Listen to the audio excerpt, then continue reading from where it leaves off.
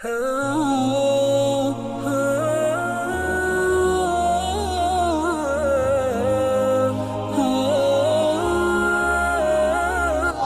warahmatullahi taala wabarakatuh. Alhamdulillah wassalatu wassalamu rasulillah. Rabbi shrah li sadri wa yassir li amri wahlul 'uqdatam min lisani yafqahu qawli. Puji syukur pada Allah atas segala nikmat yang telah diberikannya kepada kita pada pagi hari ini. Selawat dan salam kepada Nabi kita Rasulullah Muhammad SAW. Allahumma salli wa sallim wa barik alaih. Hadirin wal hadirat jamaah sekalian dan juga sahabat-sahabatku dimanapun anda berada. Pada pagi hari ini kita akan membahas tausiah Islami kita, yaitu inna sholata tanha anil fahsya'i wal munkar.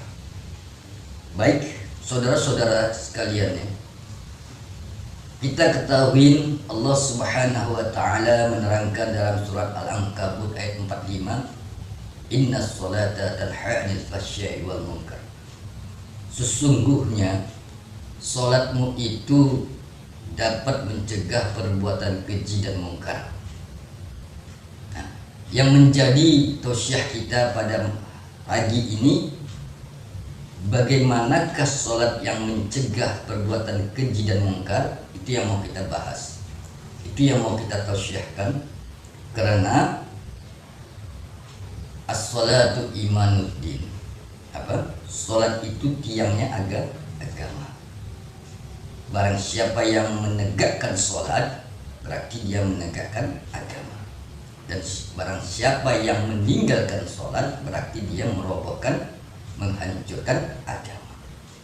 Aqamaddin, tegakkan agama. Dengan apa? Dengan cara salat. Baik, saudara-saudara hadirin wal hadirat rahimakumullah, sahabat-sahabatku dimanapun anda berada,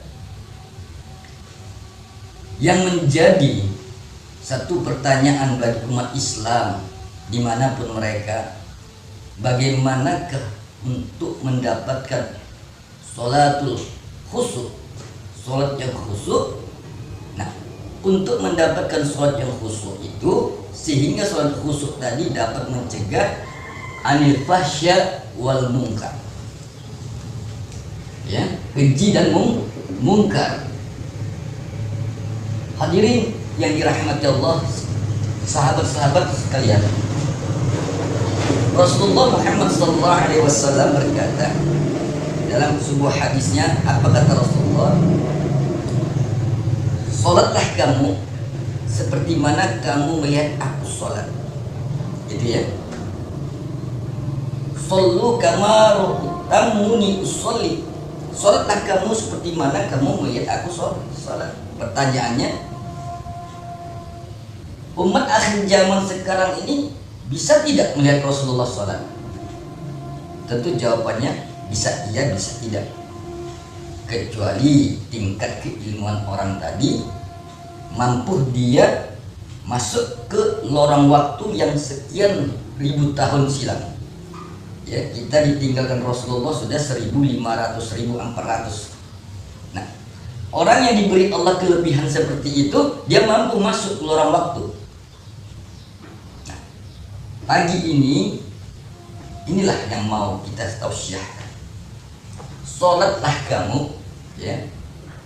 Ini Al-Ankabut 45, inna sholata tanha 'anil fahsya'i wal munkar, mencegah perbuatan keji dan mungkar. Kemudian Rasulullah berkata dalam hadisnya, salatlah kamu seperti mana kamu melihat aku salat. Contoh, Rasulullah Muhammad SAW pernah bertanya kepada Sayyidina Ali, ya Sayyidina Ali, labbaik ya Rasul, bisakah engkau salat dengan khusyuk 2 rakaat? Maka apabila kau mampu melaksanakannya, akan kuberikan kau hadiah sorban. Nah, pertanyaan itu dilontarkan Rasulullah kepada Sayyidina Ali. Di rakaat pertama, Sayyidina Ali berhasil. Begitu di rakaat penghujung terakhir Sayyidina Ali tergoda. Kenapa tergoda? Akan hadiah yang akan diberikan Rasul serba tadi. Di saat itulah Sayyidina Ali bertanya kata-kata di dalam hatinya, warna apakah gerangan yang akan diberikan Rasul? Merahkah, hijaukah, putihkah, dan sebagainya. Nah, itu suatu dialog Rasulullah dengan Sayyidina Ali langsung. Ya, hadirin yang dirahmati Allah, kita tidak membahas ke sana masalah sirah nabawi itu. Yang mau kita kupas tuntas pagi ini adalah rahasia sholat khusyuknya. Nah, perhatikan. Sholatlah kamu seperti mana kamu melihat aku sholat, kata Rasulullah. Sekarang Rasulullah itu siapa? Muhammad. Ya, Rasulullah itu Muhammad sallallahu alaihi wasallam. Sholatlah kamu seperti mana kamu melihat aku sholat. Itu pertanyaan yang sederhana dari Rasul. Nah, sekarang kita lihat, perhatikan baik-baik. Gerakan dalam sholat itu cuma 4, ya. Berdiri,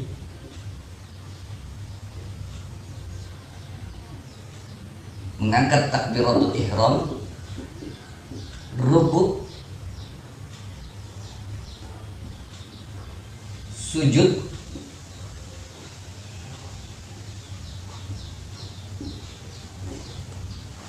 dan duduk tahiyat akhir. Jika saudara-saudaraku kaum muslimin rahimakumullah, sahabat-sahabatku sekalian, kalau dituliskan seperti ini, maka kamu akan menjawab dengan serentak dan sama. Rasulullah Muhammad sholatnya seperti ini. Kenapa? Pertama, tulisannya Muhammad. Muhammad berdiri tegak lurus, Muhammad rukuk 90 derajat, Muhammad sujud 45 derajat, dan duduk tahiyat. Nah, iya kan? Maka kata Rasulullah, sholatlah kamu seperti mana kamu melihat aku sholat. Apa yang kita lihat? Pertama, lafaz Muhammad. Muhammad. Itu, ya. Maka apa makna dari semua ini? 4 gerakan sholat ini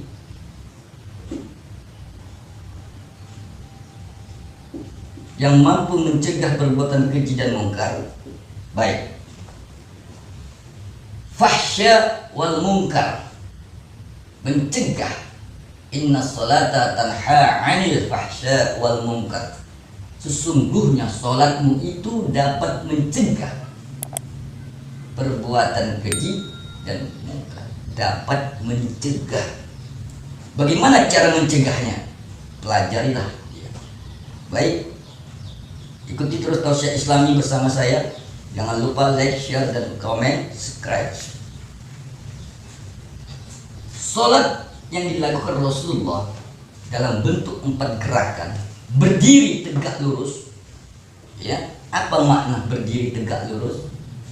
Itu melambangkan diri pribadi orang itu adalah memiliki unsur api. Apa? Api. Rukuk, ya. Gerakan yang kedua adalah rukuk. Gerakan yang kedua ini rukuk adalah melambangkan unsur angin.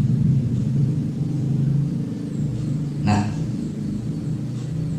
sudah. Gerakan yang ketiga adalah sujud. Ini melambangkan daripada unsur air. Dan gerakan yang keempat adalah duduk tahiyat. Ini melambangkan daripada tanah atau bumi. Nah, perhatikan baik-baik. Inna sholata tanha 'anil fahsya wal munkar. Sesungguhnya sholatmu itu dapat mencegah perbuatan keji dalam dirimu dan kemungkaran. Apa iya? Pertanyaannya, ya. Apabila kau mengenal keempat unsur ini dalam diri pribadimu. Paham? Nah, perhatikan. apabila unsur api di dalam dirimu, ya, ulama-ulama tasawuf ini mengkaji dengan sebutan anasir. Apa? 4 anasir, 4 dasar anas manusia, ya. Manusia itu bisa melakukan sholat dengan khusyuk apabila dia mengetahui 4 anasir ini. Berdiri tegak lurus melambangkan tabiat api. Paham? Apa tabiat api? 1, sifatnya membakar. Itu yang pertama, sifat api. Yang kedua, panas. Ya. Kata lain apa? Menghanguskan dan sebagainya.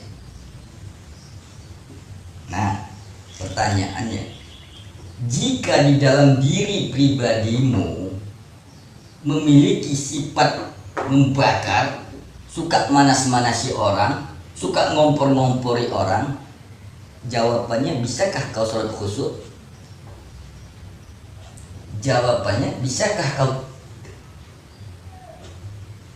menahan perbuatan keji dan mungkar kalau sifat api ini masih membara di hatimu, di dalam tubuhmu? Itu yang pertama, ya. Yang kedua, angin. Nah, kalau bicara angin, semua orang pasti sudah tahu. Bagaimana sifat angin? Sifat angin ini tidak mau ke bawah dan tidak mau ke atas. Dia pukul rata saja, habis. Kalaupun ada angin yang sifatnya ke atas, ya macam puting beliung, itu pasti ada yang mengendalikan. Begitu juga kalau ada angin yang ke bawah.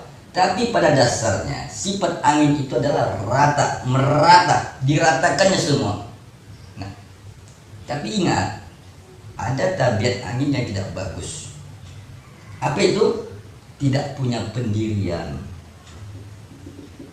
tidak punya pendirian.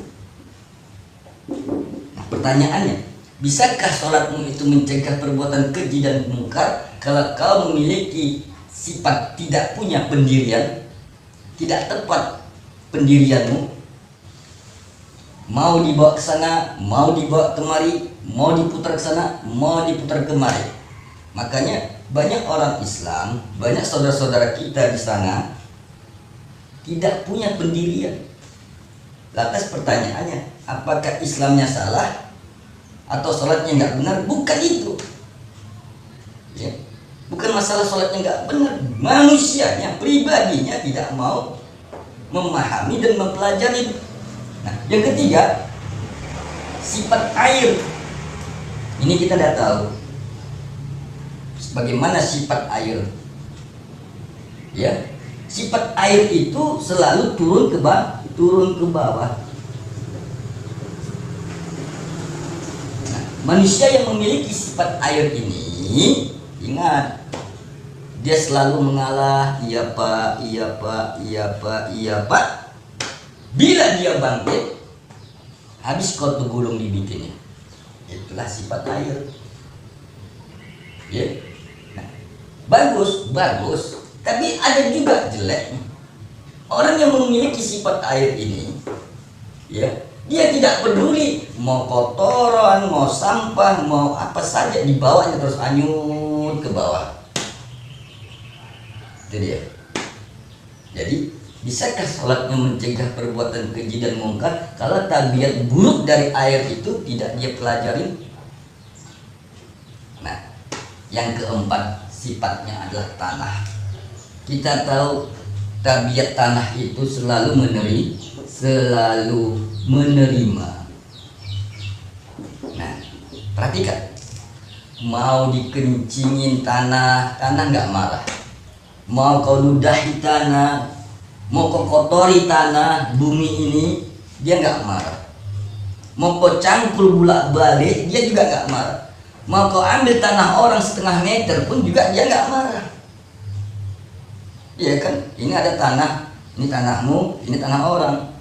Karena yang punya tanah ini nggak pernah datang, kau ukur tanahmu, kau tambah lagi setengah meter. Itu tabiat tanah. Marah tanah yang di sini? Tidak. Tanah yang punyamu ini pun juga tidak marah. Pertanyaannya, tabiat tanah itu selalu menerima apa yang kau lakukan. Itulah tabiat manusia di dalam diri pribadi. Pertanyaannya, bisakah kau sholat dengan khusyuk apabila tabiat tanah ini tidak kau kuasai? Qad aflahal mu'minun fi salatihim khasy'un. Beruntunglah bagi orang-orang mukmin yang sholatnya khusyuk. Hadirin yang dirahmati Allah Subhanahu wa taala, 4 kelakuan di dalam sholat ini ada dalam diri pribadi setiap manusia. Ya, perhatikan. Ya. Ini tabiat sifat. Hakikatnya adalah syariat. Thariqah, hakikat, dan ma'rifat. Keempat ini mempunyai kelebihan dan kekurangan. Maka apa kata Allah? Ya, dalam Al-Quranul Karim menerangkan masalah bab sholat tadi, bahwasanya inna sholata tanha 'anil fahsya wal munkar wala zikrullahu akbar. Sambungan ayat ini, maka zikrullahu akbar, zikir kepada Allah yang akbar. Nah, hadirin yang dirahmati Allah, jika kita susun Allah akbar, ini sama, ya, alif, ya, lam ha, alif lam ha, ya, alif lam kaf ba ra, ya, alif kaf ba ra. Artinya lafaz Allah juga memiliki tabiat yang sama. Api, angin, air, tanah. Akbar juga sama. Api, angin, air, tanah. Paham ya? Saudara-saudara sekalian, inilah kelakuan sholat di dalam diri pribadimu yang harus kau miliki dan kau perhatikan baik-baik. Ya, wa bi anfusikum afala tubsirun. Apakah tidak kau perhatikan dalam dirimu ada ayat-ayat Allah? Inilah contohnya di dalam bab masalah inna sholata tanha 'anil fahsya wal munkar. Saudara-saudara sekalian yang dirahmati Allah Subhanahu wa taala, kita sebagai hamba Allah, ya, senantiasa berusaha dan berdoa supaya menjadi hamba yang baik, ya. Bahkan kita memiliki satu visi dan misi, yaitu aqimis shalah, ya, menegakkan sholat. Hadirin saudara-saudara sekalian dimanapun Anda berada, dalam hal ini, dalam tausiah ini masih banyak lagi kajian-kajian yang mau kita bongkar. Berhubung waktu yang terbatas, maka kita cukupkan sampai di sini. Bila saudara-saudara sahabat sekalian mau bertanya, silakan komen. Insya Allah berguna buat diri saya dan kita semuanya. Kita akhiri dulu. Assalamualaikum warahmatullahi wabarakatuh.